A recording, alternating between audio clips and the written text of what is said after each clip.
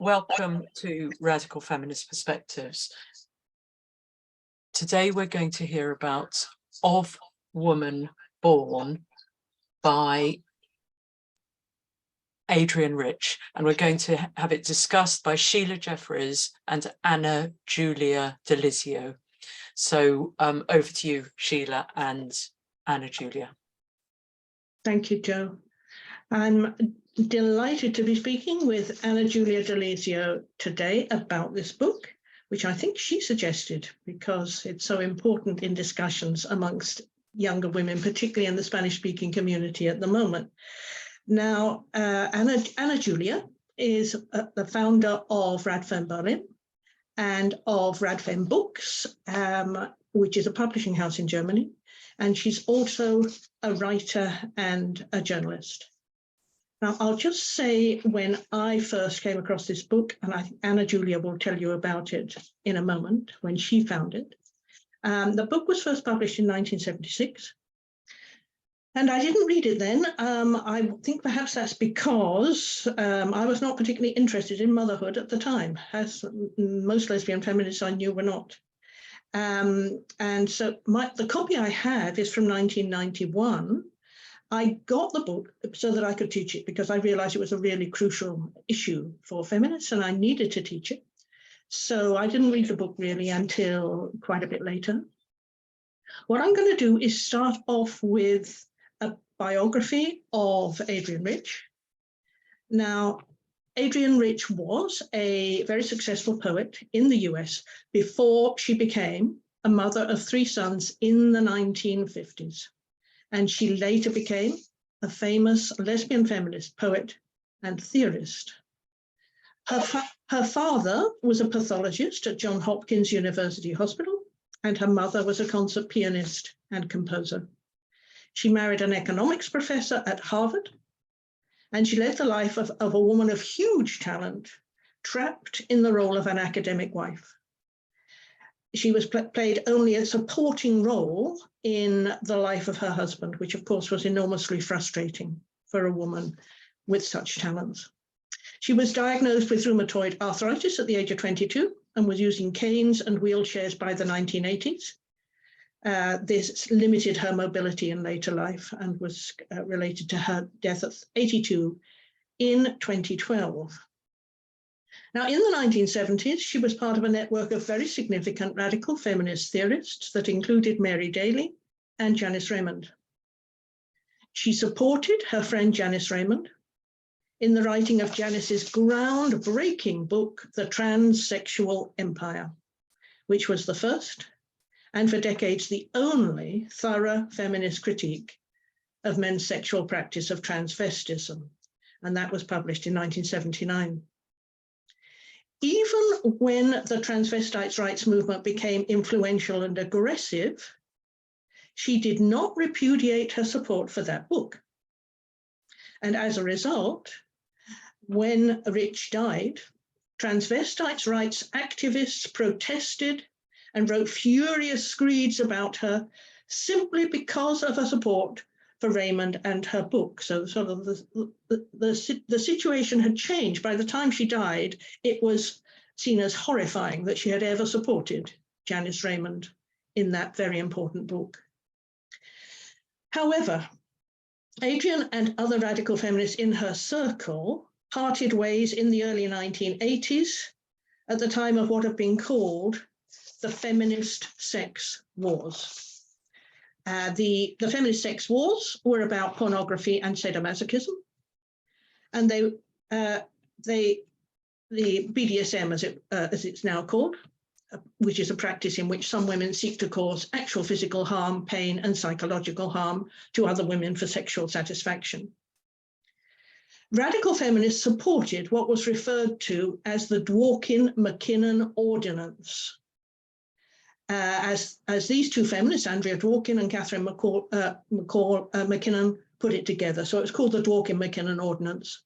And that was in the mid-1980s. It contained a civil rights approach to opposing pornography on the grounds of the harms it did to the women involved. It didn't allow state censorship of pornography. However, a huge number of women at the time who were seen as feminists or saw themselves as feminists, opposed the ordinance, and they created an organization called the Feminist Anti-Censorship Task Force, or FACT. And FACT created a document called the Fact Brief, which states opposition to what they said was state suppression of sexually explicit speech. Of course, the ordinance was nothing to do with that. The document created a huge falling out in the feminist community between those who supported, just one moment, I need to do something about my battery, hold on.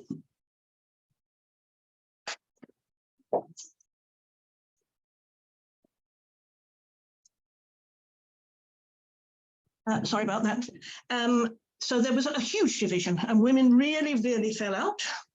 And the ordinance was destroyed. It was not implemented anywhere. And in 1985, when the campaign for the ordinance was at its height, I moved to the US for a year to teach at Clark University. Before I left, I wrote to the radical feminist writers I wanted to meet. And I enclosed a piece of writing of mine against sadomasochism as a sort of calling card to find out what they thought and see whether it was worthwhile meeting them. And Richard's reply made me decide not to try to meet her. She said she was against what she called rigid feminist prescriptions about sex. So it was clear that she'd firmly joined the libertarian side of the sex wars at that time. That was very disappointing. So we have, on the one hand, the fact that she supported Janice Raymond and her book, and on the other hand, she also was involved in the Fact Brief against the feminist ordinance. So I'll say something about the introduction to the book and what the book's about before handing over to Anna Julia. Could we have the first slide, please?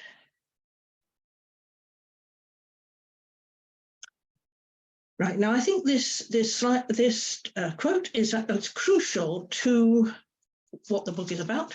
She says, throughout this book, I try to distinguish between two meanings of motherhood, one superimposed on the other. One is the potential relationship of any woman to her powers of reproduction and to children, and the institution which aims at ensuring that that potential and all women shall remain under male control. Now, that's really what the book is about. It's about the description and explanation of how motherhood is an institution rather than something natural and inevitable. And these days, when there's not a feminist movement and very little feminist theory, there's not really much discussion of this issue, the fact that motherhood is a political institution. It's a political institution because it's necessary to patriarchy. And the reason we know this, of course, is that, dictators and so on, get women to have children by paying them. They make sure there's no abortion or contraception so that they will get children for the army or whatever it is that they want.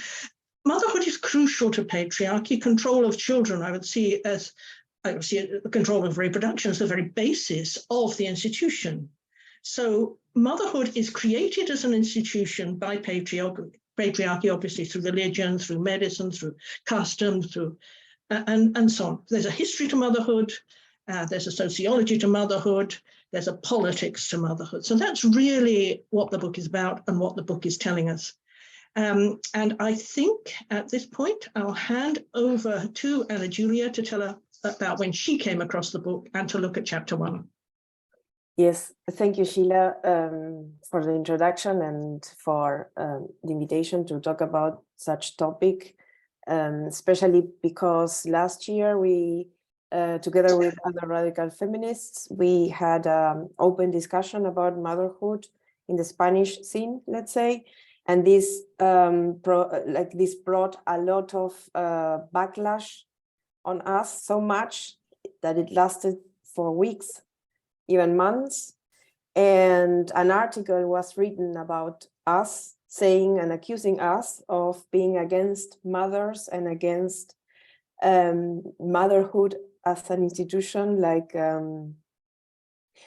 we were just speaking from resentment for being lesbians and not wanting kids, instead of really analyzing the topic, right? We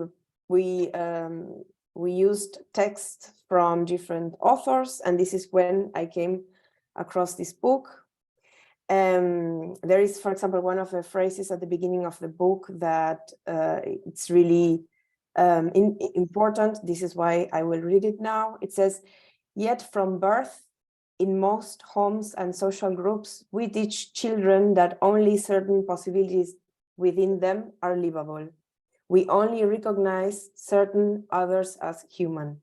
And this is linked to this because they use motherhood to, in a way, to oppress the women, to have the children for the patriarchal system. So it's like we lose all kinds of independent humanity to us, right? So this is what the chapter first is about. She really goes through her own experience. It's about how she completely felt trapped as a 50s housewife and unable to do her poetry without the demands of the 3 young boys. She expresses in the first chapter what she sees as her deep ambivalence between loving her boys and the harm to her as a poet and as a woman, right? More on motherhood, not as an individual experience, but institution historically. And on page 34, we took this part of the book, this quote that says motherhood. Unmentioned in the histories of consequent and selfdom, wars and treaties, exploration and imperialism, has a history. It has an ideology. It is more fundamental than tribalism or nationalism. The ancient, yes, it's the one before. The ancient continuing envy, awe, and dread of the male for the female capacity to create. Life has repeatedly taken the form of hatred for every other female aspect of creativity. Not only have women been told to stick to motherhood, but we have been told that our intellectual or aesthetic creations were inappropriate, inconsequential, or scandalous. An attempt to become like men or to escape from the real task of adult womanhood, marriage, and childbearing. Then she gives describing her experiences in chapter 1, where she says, for example, in page 38, "I realized that I was effectively alienated from my real body and my real spirit by the institution, not the fact of motherhood." Then she adds on page 43, "Patriarchy could not survive without motherhood and heterosexuality in their institution forms." And here I quoted also, I would like to speak what she describes about this process of being a mother and a poet and all the things that she's going through. She talks very much about going through her depressions, burst of anger, sense of entrapment. And she also talks about the relationship with her husband as a burden. She feels a burden to her husband. And at the same time, she feels that he loves her for taking this burden that is herself for him, right? Then she describes also in the first chapter that she needed her husband to have the operation to get her sterilization. Like, she didn't want to have more children, so she had to explain that she already had 3 children and she needed the permission of her husband to do this. So she describes also these experiences in the first chapter. And then there is another thing that she says in the first chapter, that mothers are expected to love unconditionally, right? Mothers are willing to take care of everyone. This is the role that patriarchy gives us, and this is why we take that this is the dehumanization of women too. Like, we are not supposed to have any other role than this. And she says, yes, I try to explain to him, but women, above all mothers, have been supposed to love that way. So this is the role of women. And then, of course, this leads us to heterosexuality, where I think that you wanted to talk about this part. Yes. Rich does say, could we just look at this slide of page 43 again? Is that possible? No. Okay. She says, patriarchy could not survive without motherhood and heterosexuality in their institutional forms.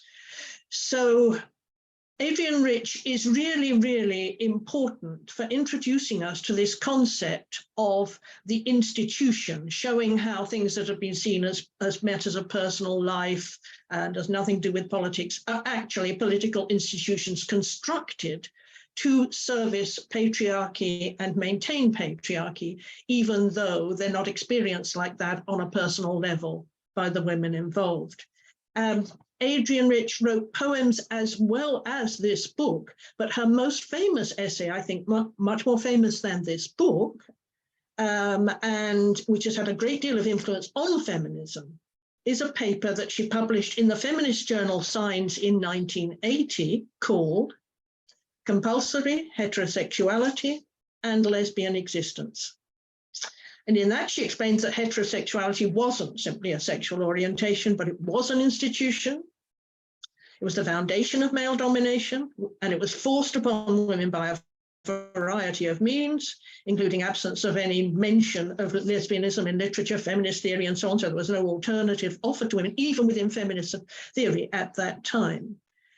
And I actually thought when I read Of Woman Born, because she says it's in Motherhood's an Institution, it appears to be the same sort of approach, that she would talk about all of the forces that made motherhood similarly compulsory. But she doesn't do that in quite the way I expected.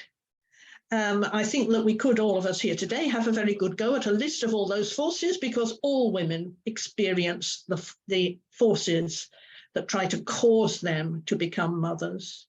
I don't think we've got time to make a list, but I'm sure there would be one. Now, fundamental to that, of course, is heterosexuality. Heterosexuality has to be enforced in order for motherhood as an institution to happen. So those two things are totally tied together and cannot be separated. Okay, now I'm going to talk about the next chapter, which is called The Sacred Calling, and it's a history of motherhood. And because I am originally a historian, I do love history. And I like the fact that she gives us in this book a rich history, a very rich history of the motherhood and the way that it's been regarded. I'll just start with what she does is she contrasts the position of mothers in the West before the Industrial Revolution to what happens to them with the Industrial Revolution. And believe me, I'm going to give a very, very shortened form of a description of this. So I would argue you should read it yourselves. It's a fascinating chapter. And she talks about how before the Industrial Revolution in the West, houses were production centers for ordinary working people, so that you might have a nail factory attached to the back of your house, for instance, or all kinds of other activities would take place, ordinary commercial activities from the home. So women were completely involved in these activities, as well as having 8 to 15 children. Now, imagine what that was like. So it was a pretty horrifying situation for women in which they would work incredibly, incredibly, incredibly hard. Of course, with the Industrial Revolution, that did not necessarily change for the better, because what happened with the Industrial Revolution is that women were removed from the home to go out and work in factories and other places of work. And the effect of that was that they had to abandon the children. The children had to be looked after by somebody. There had to be wet nurses. and so on. So that was not a good situation for women either, but that was the next stage. And she has a good description in there of a book that I remember reading as a historian from 1915. It was from Britain, and it was a description by working women of their lives. And particularly, they talk about how they cannot keep their husbands off them. I read much other stuff at that time as well when I was writing Spinster and Her Enemies back in the early 1980s. The descriptions were of women who, nurses who were trying to help these women talked about often their vaginas were open wounds because they were constantly penetrated. They were having children one after another. Their situation was absolutely dire at the same time as they were working also outside the home. And of course, there was no contraception or abortion or anything of that kind. So she writes about how in the 19th century in particular, the home was privatized. This happened particularly for middle-class women, or even the farmer's wife. You see, for instance, in farmhouses in the UK, how the farmhouses developed and bits were added on or taken off. From everybody eating around the kitchen table together, all the workers on the farm and everybody, and all the children, the masses of children and so on. This was separated out, and there would be a separate kitchen for the household, and they would eat in a separate place, and the workers were separated out, and so on. So there was a privatization, the creation of what was called the angel in the home. That is the woman being separated off in families that could afford it, of course, from the direct work of the farm in that way. That's not what happened, of course, for ordinary working women who were not farmers' wives. But generally, there was a privatization and a glorification of motherhood and the role of the mother going on in the 19th century. What she says, and I think is very interesting, is that by the time she was writing in the 1970s, and that she must be talking about America, the situation where in one street, all the houses were very close together and children would be running about and playing in the street, and there'd be some support from mothers for each other and so on. Even that, even though the mothers were in individual houses, that was breaking down as well, because as soon as women got education or became professional or whatever, they were moved away to the suburbs to a very, very private and very lonely existence. So women got privatized, motherhood got privatized, individual women had to have, as I always say, individual hoovers in individual houses. There was no help with childcare, nobody was in a position to support the mothers. And so we got motherhood as we presently know it, I think it's reasonable to say, in the 21st century. In countries like the UK, for instance, there's virtually no childcare, really, certainly no childcare that anybody can afford. It's a dire situation for mothers, and mothers are totally responsible for the home, for children, and so on. And it's a very difficult situation. Anyway, I recommend that chapter, which is fascinating, but I'll go on now to Anna Julia to talk about the fathers. Yes, thank you, Sheila. I think we don't have a slide for this part, but we do have some brief notes that we did about the chapter. So basically, this is the explanation that she finds and the analysis that she makes about the powerful, mostly male, make decisions for the powerless. The well for the sick, the middle-aged for the aging, the sane for the mad, the educated for the illiterate, the influential for the marginal. So we live under the power of the father. So this is the chapter, what the chapter is about. She describes and analyzes how basically the figure of a father is the figure of power. So the mothers will not have the same approach to this kind of power.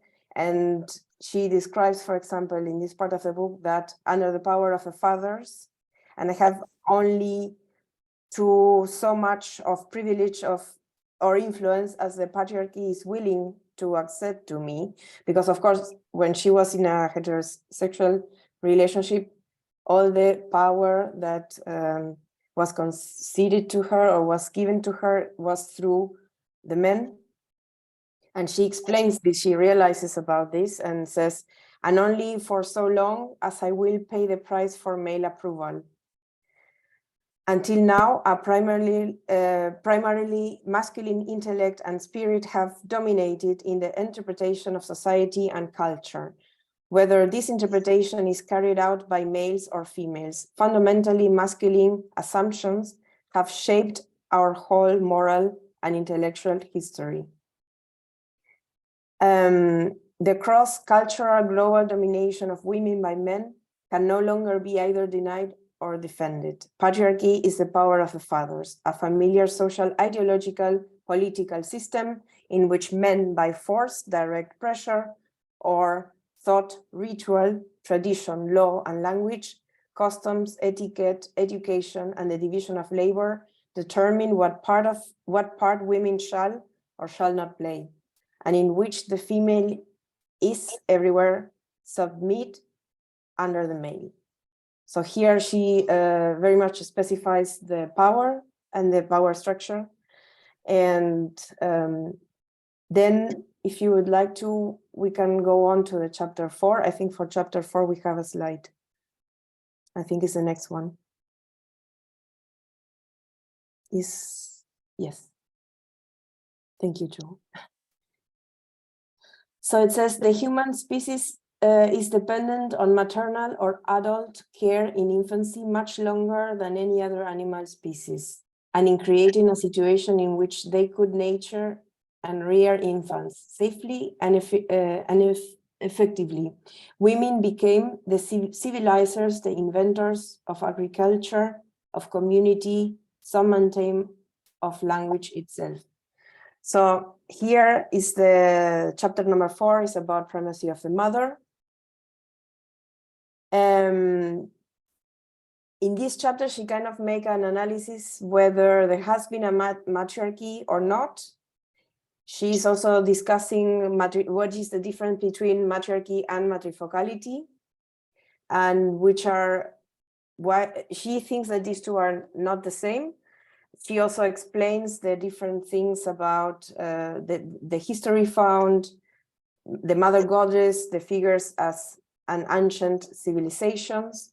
And I took some part of the books where she says the deliberate withdrawal of women from men has almost always been seen as a potentially dangerous or hostile act, a conspiracy, a subversion, a needless and grotesque thing, while the exclusion of women from men's groups is rationalized by arguments familiar to all of us, whether the group is a priesthood, a dining club, a fishing expedition, an academic committee, or a mafioso rendezvous. The self-segregation of women, most of all in lesbian relationships, is to this day seen as threatening to men. So then comes the chapter 5. The chapter 5 is about the domestication of motherhood. We don't have a slide for this one. We just took some brief analysis about what she says. It's about the female figurines being before male, a worship of women's power of childbearing before takeover by the male, and phallicism. So in this chapter, she goes through this. It's about the prehistory and the goddess figures of mothers. And then comes the chapter 6. Would you like to go through the chapter 6, Sheila? Yes. I'll just say a couple of things about the domestication of motherhood chapter, which covers a huge amount of ground because it's really trying to explain how patriarchy developed internationally and so on. I mean, one of the things I think on reading that is that we don't really have these sort of books now. I mean, the feminist books today tend to cover just one small issue. They don't do the great sweep of history. They don't do theory, really. There's no attempt to explain patriarchy, which was what everybody was trying to do. Feminists in the 1970s was explain it. How did it get set up? When did it get set up? We have a very much smaller scale for the questions that seem to be asked today. So that's really interesting about that chapter. I mean, there's so much that's in her book that was crucial, important, and we were all discussing at the time. Nobody talks about those sort of things now. One of the things that I think was particularly interesting about that chapter is that she looks at psychoanalysis, and she explains that the basis of psychoanalysis, Karen Horney's work, for instance, was to say that men had an envy of women and an envy of women's ability to produce life, which is, of course, a completely extraordinary thing. Why wouldn't you be envious of that? But she explains that Freud and the male psychoanalysts changed this around. They couldn't bear to think that men might be envious of women about anything at all. So they created penis envy. What they said was that women were envious of having penises. Can you imagine that? Why would anybody want a penis? It's extraordinary. But they actually sort of changed around entirely the way that the relations between the sexes worked in their theories. Now, that following this chapter, there is, yes, another lovely history chapter. I mean, it's horrendous in what it contains, but it's a fascinating chapter called Hands of Flesh, Hands of Iron. And it's a history of the takeover of the childbirth and the control of childbirth by men. Because as she explains, until I think about the 15th century, I mean, there were no men seen anywhere in any reproductions near the birth of children. Women were involved in that, and that was certainly true cross-culturally, cross-history. It was women's business, helping other women to give birth and women giving birth. And what happened was, as she explains it, the first great disaster was the witch craze in the 15th, 16th, early 17th centuries, when there was huge persecution of all women healers, women who used herbs, and persecution of women healers generally, including women who looked after women, other women in childbirth.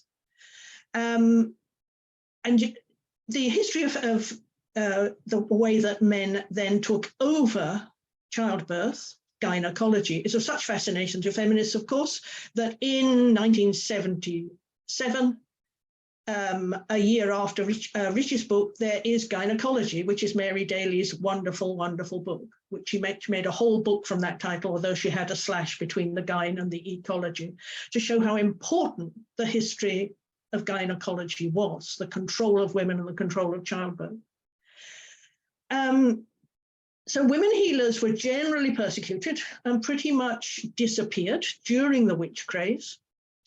And the takeover by male doctors and their takeover of childbirth really took place, particularly in the 18th century, by a variety of means. One of the things she talks about is how it was understood that women should suffer in childbirth, because the Christian God demanded that women should suffer. I can't remember the exact quote from the Bible now. I'm sure somebody will put it in the chat. Women had to suffer for the sins of having eaten the apple and having sex, and therefore pain was expected. It was promoted as normal. Giving birth was the punishment for daring to engage sexually. And the first invention of the male gynecologists was to make birthing women lie down instead of using the obstetrical chair. And the obstetrical chair, or simply women crouching to give birth, which is very common cross-culturally and cross-historically, because of course gravity is necessary to give birth. It's extremely, extremely difficult to give birth if a woman is lying down, especially with her knees up in stirrups and so on. But the male doctors introduced this because this was the way that they could control childbirth, to the point where male doctors would be seen as the ones who had actually made the birth happen, instead of a woman just being able to crouch down. I can remember a piece about birthing by Inuit women that I used to use when I was teaching, where Inuit women were saying how they got around the male doctors in the maternity wards that had been introduced to Inuit communities. And for instance, the doctors would say to them that they should wait until the doctor was ready to actually attend the birth, and they should make sure the birth didn't happen until he came back. So they talked about leaping off the table, crouching, having the baby, getting back onto the table when the doctor came in and said, oh, it just happened, so that he couldn't do his job, which is, of course, extremely annoying. So apart from the torture of lying down to give birth, and I do think it's in the way it's described by birthing women, it is torturous. What also, the second big invention that was necessary was forceps. Because if women are going to lie down, it's difficult to get the babies out. And these are the hands of steel. In order to get the baby out, and this, of course, created all kinds of problems in itself, they had to be hauled out by the forceps. And the problem with the forceps, of course, is that it introduces sepsis into the women, and the women die. And what the doctors did was they wanted control over large numbers of women and an industrial birthing process, really. And so they got all the women into lying in hospitals and said that giving birth with women attendants at home was dangerous, which of course it was not, and women should not do that. So women were pretty much forced into these lying in hospitals. There was no antisepsis. There was no knowledge of how infection worked. Neither the women healers nor the men, the male doctors, knew about sepsis, but the women would only be dealing with one woman at a time from the beginning to the end of her birthing process. There was much less possibility than there was in the lying in hospitals, where forceps would be used on one woman and, yes, straight away used on another. So the women were moved into the maternity hospitals in the 18th and 19th century, and there was then a 2-century plague of puerperal fever in Europe, and the die-offs of women were absolutely huge. In the French province of Lombardy, in 1 year in the mid-19th century, not a single woman survived childbirth, not a single woman. So what the men did in their control of women and childbirth was horrendous in terms of the deaths and destruction that they created. Another thing that I used to teach when teaching about gynecology and the problems of gynecology for women was about how when in birthing, the male doctors in attendance would often simply cut a woman in order to get the baby out. If they felt that she was not large enough to deliver, they would just cut the woman, and then that created terrible problems for her and terrible pain. And of course, it was very common. I don't know if it's still happening, but it used to be the case. Many women complained of this, that the doctors would say, I'll do an extra one for the husband, for your husband, meaning he would tighten the woman up so the penis had a nicer tube, and he would do that, at the end of labor. And I used to teach a piece about birthing in, I think it was Saudi Arabia, where the woman was attended only by other women. And what the women would do is that they would massage the puerperum in order to stretch the woman so that the baby could come out. Instead of cutting, they would simply massage. That may well have been absolutely common for women birth attendants throughout history, that they would know how to do this and do that. But it's not what the men in birthing situations did. So I won't do it any more horrifying stories about gynecology, because I'm sure everybody quite upset about that. So now I'll go back to Anna Julia to talk about the next chapter. So the next we have a slide about what the next chapter, I think, is the number 9. This is it's about alienated labor. So more stories come, Sheila. Women impure after birth, churching of women. So this is what happens after women became mothers. So the experience of pain is historical, framed by memory and anticipation, and it is relative. And then, yes, exactly this, the one before? This, yes. And here she describes very much what happens. Like my face in the mirror looked alien to me. My character blurred. This is the process after she became a mother, right? My character blurred. Childish, violent desires unknown to me came over me, and childish, violent dislikes. I am a coldly logical thinker, but at that time my reasoning blurred and dissolved, impotent into tears. Another helpless, childish creature's tears, not mine. I was one and the other at once. It stirred inside of me. Could I control its movement with my will? Sometimes I thought I could. At other times I realized it was beyond my control. I couldn't control anything. I was not myself, and not for a brief passing moment of rapture, which meant to experience, but for 9 watchful quiet months. Then it was born. I heard it scream with a voice that was no longer mine. So I found this paragraph very moving, because this is what, like, she describes in a raw way her processes, how she's impacted by motherhood on a physical level first, how the changes in her body, how she cannot control anything, that she shows that she's impotent to control what happens to her body, right? So not only on the, let's say, on the patriarchal level, like the position of women, but also on the nature level of her own body. She cannot control all the processes after, so before she gives birth and after. Like, I find this very interesting how she talks about this and put it in a very clear way, right? Then from this other chapter, we have the next slide, which is number 10, that she continues describing the process, right? Like he perceives the birth process as naturally ecstatic. Biologically, motherhood is her desire, he remarks. She's explaining here, this part is about the doctor's point of view, like what the medical sector, like the medical institution from patriarchy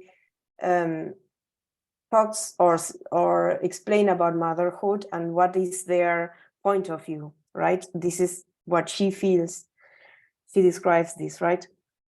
Biologically, motherhood is her desire. So women are here because we desire to be women, and it comes with our biology. Is nothing that we were told that we want by patriarchy, is something biologically that magically is within us, he remarks.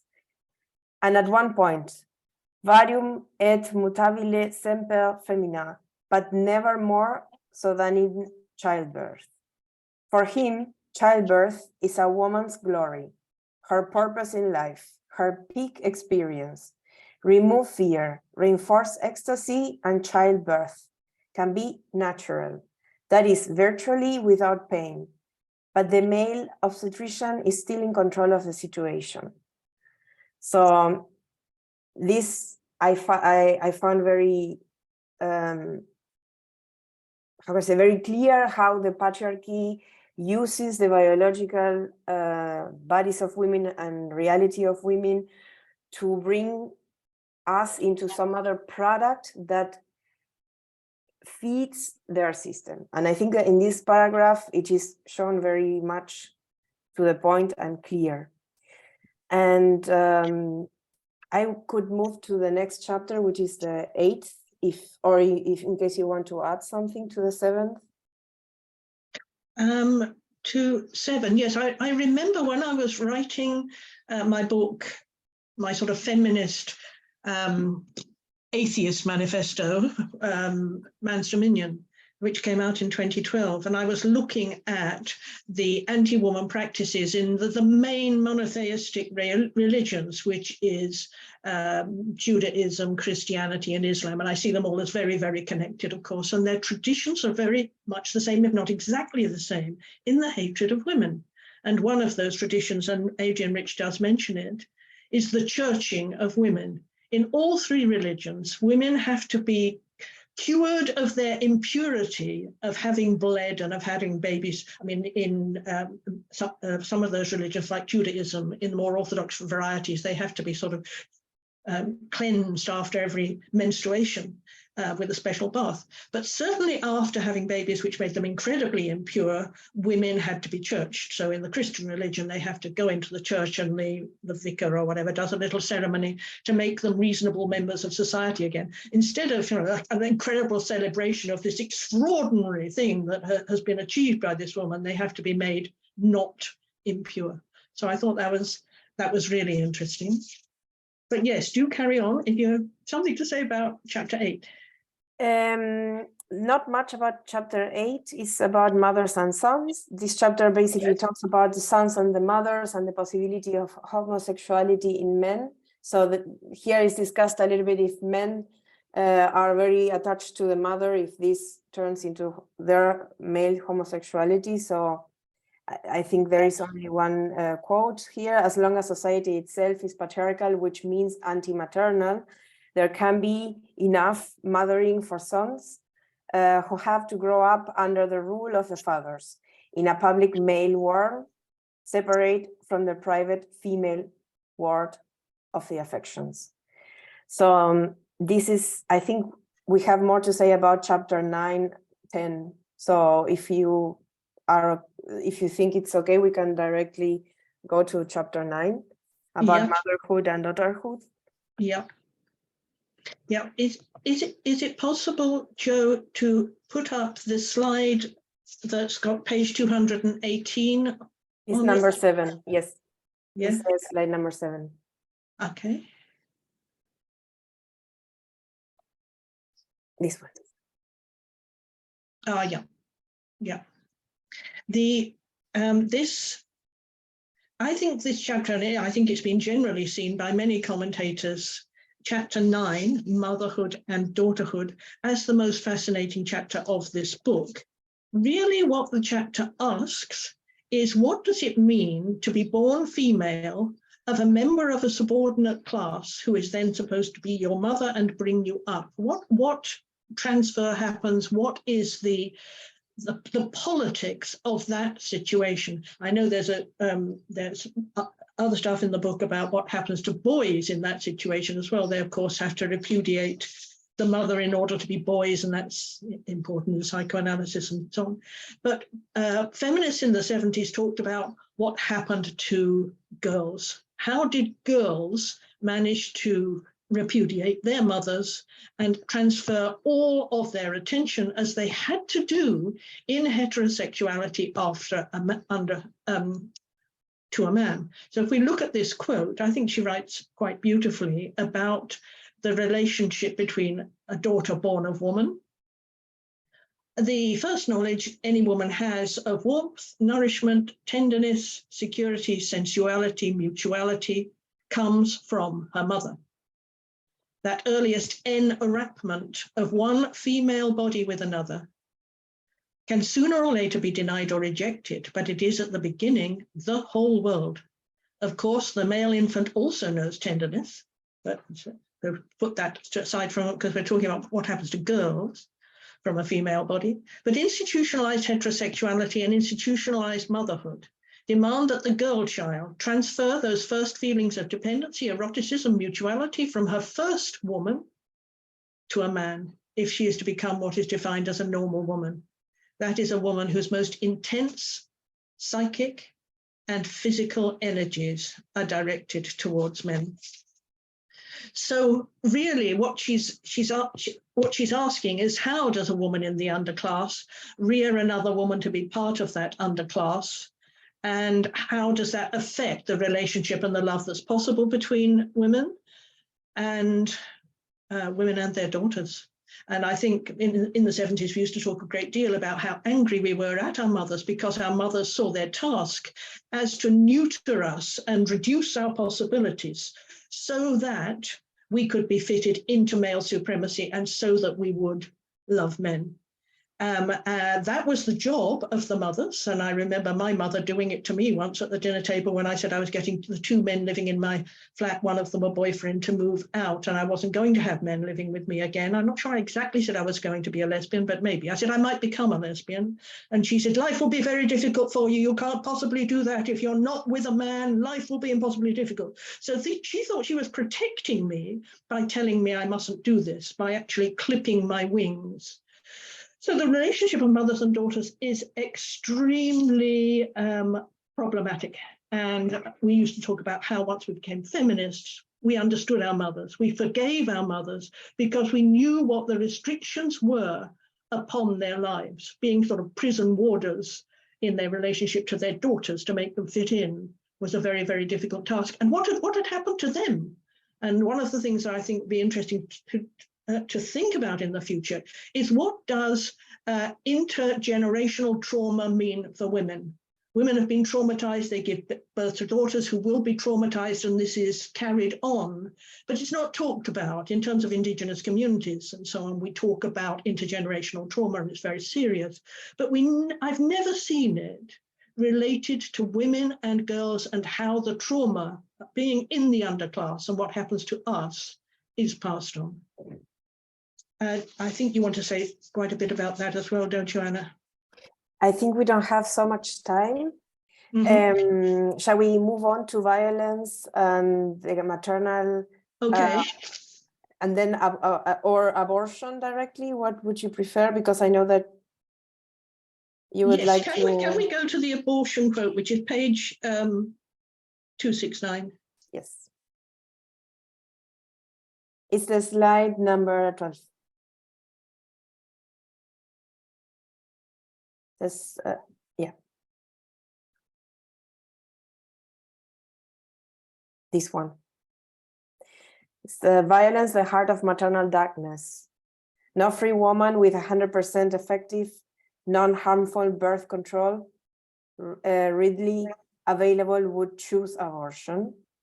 And then on page 269, she says, abortion is violence, a deep, desperate violence inflicted by a woman upon, first of all, herself. And here you wrote an analysis in your personal Facebook related to this. Yes, but I think it would be good. Has there been any discussion in the networks you're in of abortion that it would be that you would like to talk about, or do you want me to explain this first? Yes. Okay. Yes. Okay. Okay. Back in the 1970s, there were many feminists were critical of a liberal feminist analysis, which was that we need, because women desperately need abortion, and that of course is absolutely correct, abortion has to be somehow made light of, talking about things like, pro-choice, women being pro-choice. There's of course no choice for abortion. There's no possibility. There's the total infliction of compulsory penis in vagina sexual intercourse. It's the very heart, and it's the way that the two classes, the subordinate class and the superior class of men, come together. It's in that practice. Women's bodies receive the acts of dominance that are called sex in this society, and men do the acts of dominance, and it is penetrative sex. So there's no choice of abortion. Women are not in a position to choose what they do sexually, what relationships they have, and so on. So Adrian Rich calls it violence, and there has been some question about whether violence is the right word. What she means is that it is a serious matter for women to have abortions. They absolutely have to have them, but we need to understand politically where abortion comes from. It's not some kind of sacrament for women. It's not an easy thing. Men don't have to have abortions. They are not in that position. They don't have to contracept either and suffer all the harms of contraception. It is women, because of their role, that have to suffer these harms. And it is controversial, I think, because it's so desperately important for women to have the availability of abortion, that there seems to be some pressure to say, it's very simple, it's very simple. It's like, you know, just having a tooth out, you pop in, you have an abortion, and it's all straightforward. Without thinking about where does it come from. If the extraordinariness of the need for abortion, and it is completely extraordinary, it means that sex has nothing to do really with women or what women would like and so on. That's what it tells us. That is an extraordinary situation. So I think the difficulty is it's hard now, and probably has always been, to match the desperate need for abortion against the necessity to think, where does it come from? What the hell is it about? What does it actually mean for women? That was analysed in the 70s.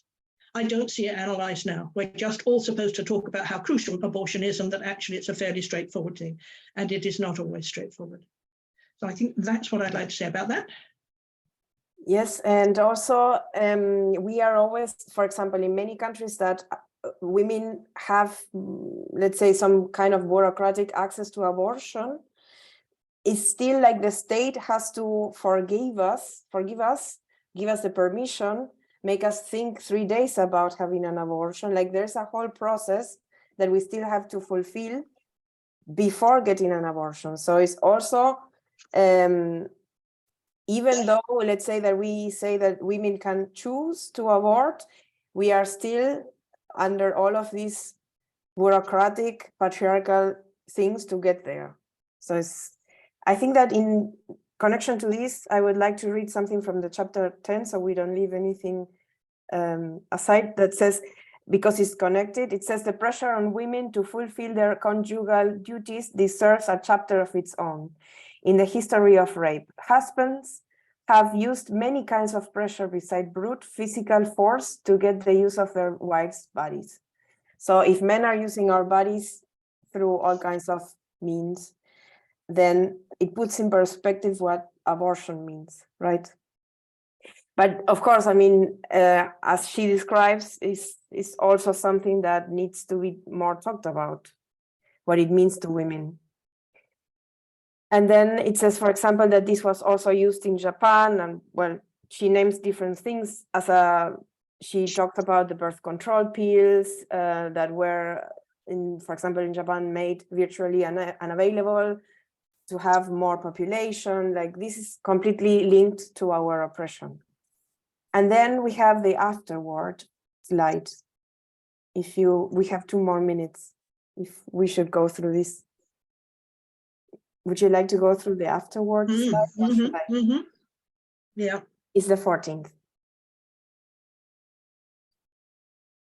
This page is the 14th slide and starts with page 282. The one before? Yeah.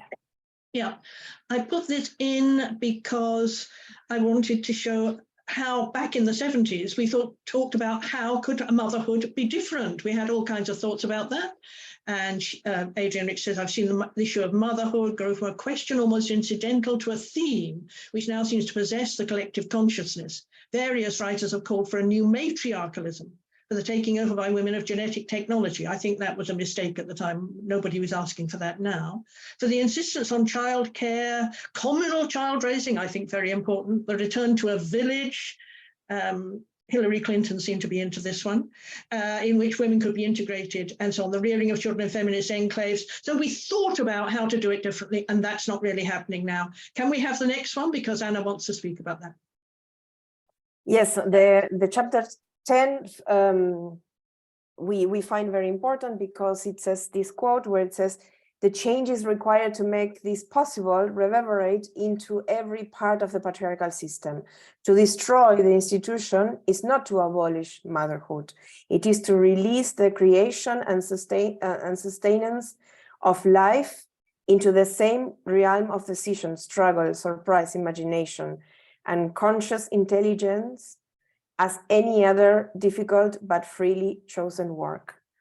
I find that this quote is very good to finish the analysis, because it's not that when feminists discuss or make the analysis on motherhood, it's that we want to be against mothers or against the biology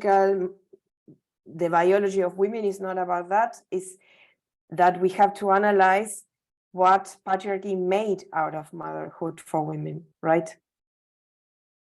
And I think this is where most of the times we get the backlash and a lot of misconceptions and a lot of things that are not clear in the feminist discussions. At least this is my experience for the Spanish scene that is very linked to religion.